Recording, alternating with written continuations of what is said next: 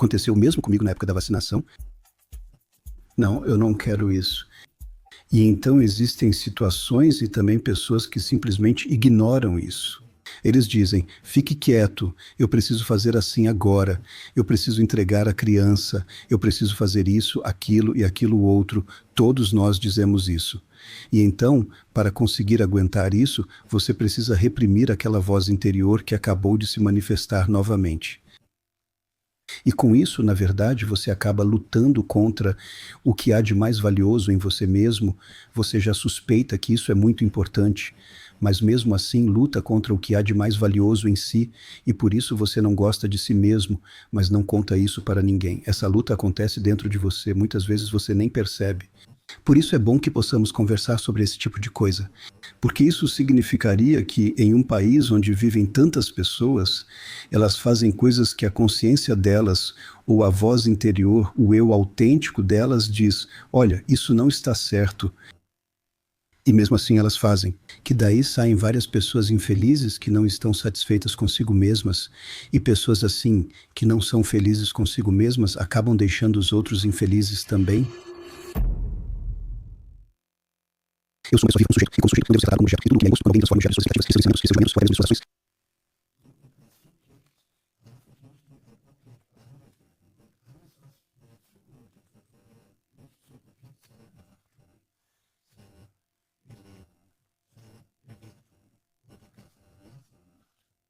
Não importa se é na creche, em casa, na creche, na escola, ou depois no trabalho, ou até mesmo pela política. Quando sou transformado em objeto de expectativas, ensinamentos, avaliações e medidas, eu vivencio isso como uma grande ofensa. Isso gera uma incoerência massiva no meu cérebro e então preciso buscar uma solução. E a solução deveria ser, preciso restaurar minha subjetividade. E há aqueles que batem na mesa e não aceitam isso. E também há aqueles que não conseguem, que não têm força para isso. Eles se adaptam, eles se submetem. Eles assumem o papel de objeto, desempenham esse papel e colocam as máscaras. Mas isso não é responsabilidade própria, isso é uma vida quebrada. O que agora faz o que o superior quer, porque isso é mais forte de qualquer jeito, isso é triste. Agora, o sistema lá fora também não é tão fácil de ser derrotado. Ele é muito bem interligado. Ele te embala nessa suposta segurança. Existem tantas ilusões lá fora. Tem muitas pessoas por aí que dizem, eu até gostaria de fazer isso, mas no fim tenho muitos custos fixos e afins. Por exemplo, eu vivi meu segundo nascimento quando saí do sistema, mas preparei isso estrategicamente por muito tempo. Não saí de forma kamikaze, pois antes também era funcionário público e tinha cargo A15 na escola. Você não faz isso só acordando, tomando um expresso ruim e dizendo, peço demissão. Houve realmente muita confusão, muita resistência dentro de mim, até que finalmente tive coragem de sair disso de alguma forma. O que você diria para as pessoas lá fora que se sentem como um objeto, mas cuja vida está tão acorrentada que não é tão fácil sair dessa situação? Sinceramente, precisamos aceitar que temos que parar de culpar o sistema por tudo. Nunca é o sistema, são sempre as pessoas, são seres humanos. Nesses momentos você percebe que não dá mais para continuar assim. Você na escola, eu no meu trabalho, na universidade, eu preciso procurar as pessoas que causaram isso lá. E então eu posso conversar com essas pessoas e tentar mudar alguma coisa. E aí eu preciso lembrar da segunda coisa. Eu também preciso finalmente me despedir da ideia de que posso mudar outra pessoa, mesmo que ela me pareça muito idiota. Então, tudo isso são ilusões suas. Você acha que pode mudar o sistema? Não. Não, endereço errado. Você acha que pode mudar algumas pessoas que te irritam especialmente? Não. Sabe qual é a única coisa que você pode mudar? A si mesmo e seu olhar sobre as coisas. Isso é interessante, pois você acabou de descrever isso. No final das contas, você estava envolvido em todas essas confusões com outras pessoas que agora sustentam o sistema, e você decidiu para si mesmo que não quer mais fazer isso. Você reencontrou sua subjetividade e outra palavra para a subjetividade que você reencontrou é sua dignidade. Era abaixo da sua dignidade continuar sendo o capanga dessas pessoas e fazer algo do qual você estava convencido de que era completamente sem sentido esse tipo de ensino nesse tipo de escola. Tenho uma ótima anedota sobre isso. Recentemente, passei pela minha antiga escola. Aí surgem certos sentimentos, sim. Foi como uma cena de filme. Era sexta-feira, 12h30, o sol brilhava no café onde eu sempre sentava. Sempre há esse intervalo mais longo antes do próximo bloco. E eu estava com todos os meus pensamentos. Eu tinha acabado de ter uma conversa com um amigo e nem percebi que estava passando pela escola antiga. Chego mais perto do café e todos os colegas acenam para mim. Por um momento, pensei em atravessar a rua, pois a situação era muito desconfortável. E eu pensei, Simão, agora você simplesmente vai até lá, senta com eles, toma um café e troca uma ideia. Faz 2 anos que não os vejo. Geraldo, tudo igual, mesmas conversas e sistema. Sempre culpam os alunos e a direção. Parece que o tempo parou. Eles? Sim, eles. Só fiquei sentado e pensei, ok. Senti muita humildade e gratidão por ter tido coragem de seguir em frente. A vida não traz novidades se você só mantém esse sistema e culpa os outros. Você precisa continuar em frente para, no final das contas, receber novos impulsos deste universo. Isso me lembrou do meu antigo eu. Pensei, se você continuasse no sistema, estaria lá, tendo as mesmas conversas e buscando um culpado. Exatamente. A questão é, por que suportam isso e não percebem? Isso também ocorre no sistema familiar, onde membros às vezes estão muito envolvidos entre si. Que quando você olha de fora como a mãe lida com o pai e depois com os pais dela, os avós das crianças, e como as crianças estão inseridas nisso tudo, você já percebe de fora. Isso não pode funcionar do jeito que eles fazem aqui. Mas eles não percebem, acham que está tudo certo do jeito que fazem. Isso significa que você precisa sair daquilo que você tem ali concretamente. Quando está no sistema, você não percebe. Só ao sair e observar de fora entende o que acontece. Como aconteceu com você? De repente está no banco com seus colegas. 2 anos se passaram e continuam tão idiotas quanto antes. Ótimo. Então você percebe que é possível, mas precisa sair do sistema. E agora você também pode responder a essa pergunta, porque você está fora. O que eles precisariam para despertar? E você pode dizer isso com base na sua própria experiência. Eles precisam se reconectar consigo mesmos, pois vivem apenas como executores de funções, ou seja, são tratados como objetos. Eles se conformaram com o fato de serem objetos das instruções, ideias e avaliações de alguma autoridade. Ministro da Cultura, diretor de escola ou qualquer um. Às vezes você pergunta para quem realmente trabalham e então eles não dizem para os alunos, eles realmente dizem para as autoridades lá que me pagam. E se agora um professor desses se encontrasse na situação de perceber de repente que está perdendo toda a sua dignidade nesse trabalho, porque está se deixando ser tratado como um objeto, e se ele então sente que isso não é para ele, porque ele ainda gosta tanto de si mesmo que não consegue assistir a si mesmo se deteriorando, então ele reage. E se você perguntar, o que devo fazer com os professores? Então você teria que ajudá-los a reencontrar aquele sentimento que eles tinham quando ainda não tinham se traído. E então a pergunta é, por que existem tantas pessoas que andam por aí e aceitam tudo? Você gostaria de ter feito essa pergunta agora, não é? Por que há tantos que estão dispostos a aceitar tudo? A resposta é, muitas pessoas parecem não gostar o bastante de si mesmas. Se gostassem de si mesmas, perceberiam que algo está sendo feito contra elas e não faz bem.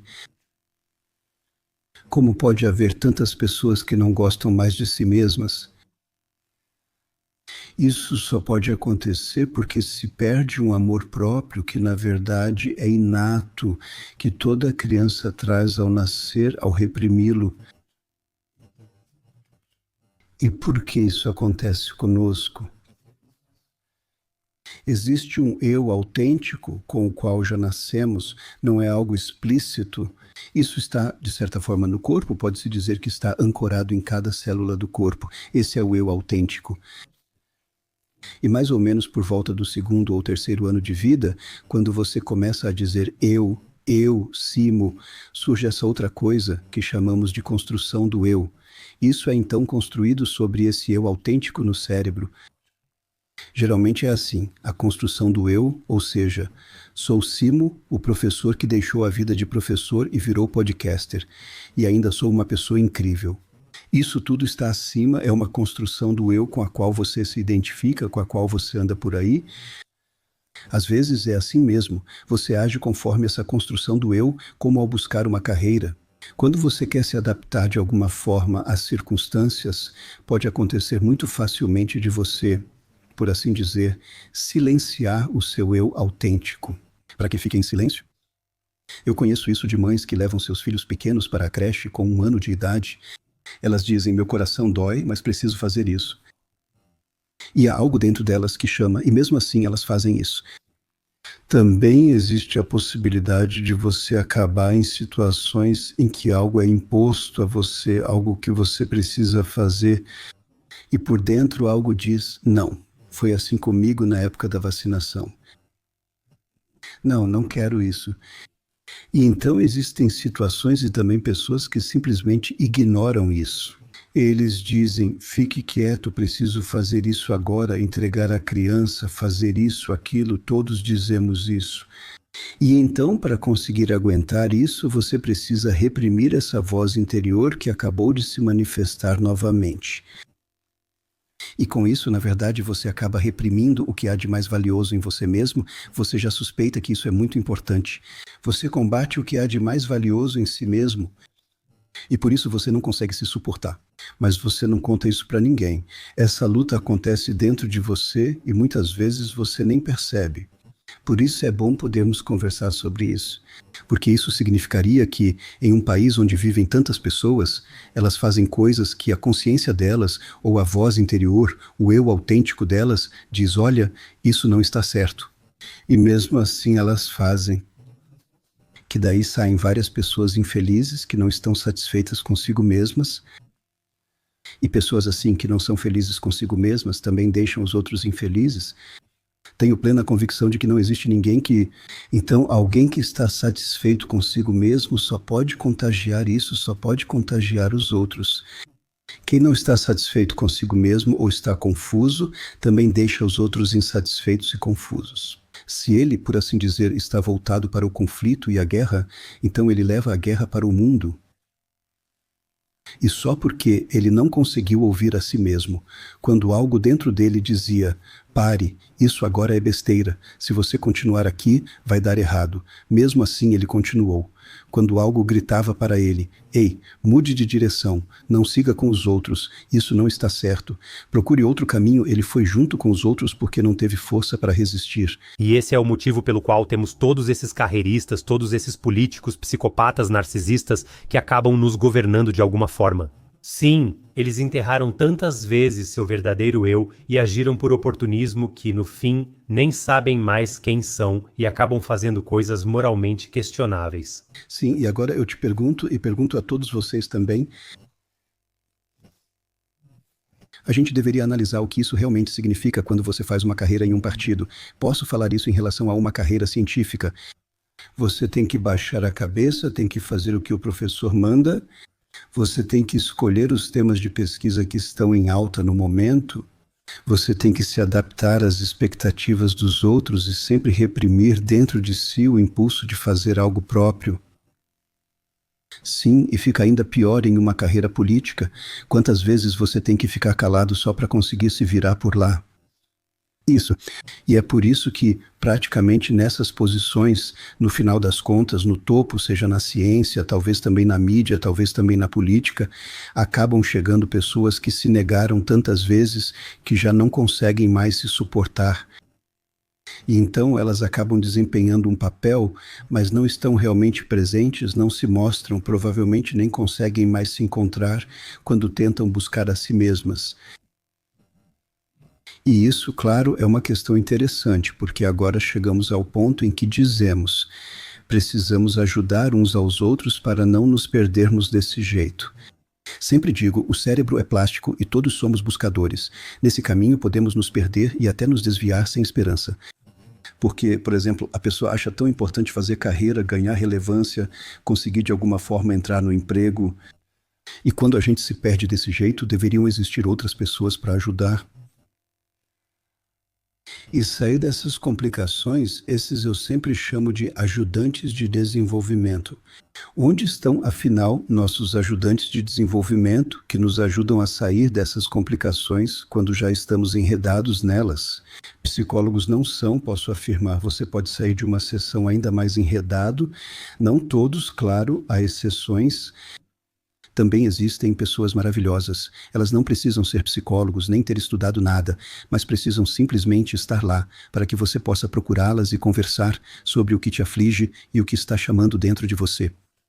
Essas são pessoas que realmente se voltam para você. Essas são pessoas que também conseguem lidar com o próprio sofrimento, porque nunca reprimiram aquilo que chamava dentro delas. Essa é uma vida diferente. Entramos em uma área onde se deve dizer, essa é uma vida adaptada. Você pode ficar rico, ter sucesso, se tornar qualquer coisa.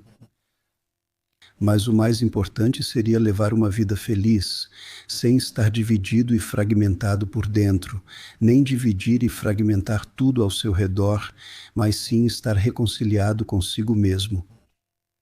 E também com os outros, até os pais. Eu também não tive pais que fizeram grandes coisas. Eles cometeram os mesmos erros que qualquer outra pessoa. Mas eu posso perdoá-los, posso dizer, vocês se esforçaram, não conseguiram fazer melhor, e no fim das contas, até que deu tudo certo. É assim que também dá para encarar isso. E então toda a convivência se torna completamente diferente do que temos agora, onde um fica o tempo todo culpando o outro porque sua vida não dá certo. Só pessoas que, na verdade, sabem que estão levando a própria vida de um jeito que não deu certo é que podem fazer isso. Eles continuaram carentes. Em que momento da sua vida você percebeu que não queria mais ser uma pessoa carente?